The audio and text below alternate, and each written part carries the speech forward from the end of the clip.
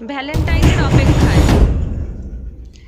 2025-এর Valentine ডের জন্য এখন থেকেই অপেক্ষা শুরু করলেন বলিউড অভিনেতা শাহিদ কাপুর। কারণ আগামী বছর 14ই ফেব্রুয়ারি মুক্তি পাবে তার নতুন থ্রিলার দেবা। সমাজ মাধ্যমে নিজের এই খবর জানিয়েছেন অভিনেতা।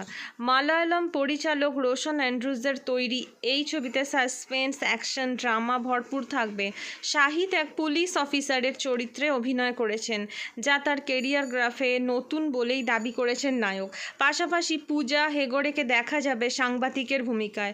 দেবা যদিও তথাকথিত প্রেমের গল্প নয়, কিন্তু নির্মাতারা মনে করেছেন ভ্যালেন্টাইন ডের আবহে এই ছবি বক্স অফিসে ভালো ব্যবসা করবে। সম্পর্কের নানা স্তর নিয়ে চিত্রনাট্য সাজানো হয়েছে বলে এই খবর। থ্রিলার হওয়ার কারণে ছবির গল্প নিয়ে এখনই প্রকাশ্যে কিছু জানাতে চান না নির্মাতারা। ধন্যবাদ, ভালো থাকবেন।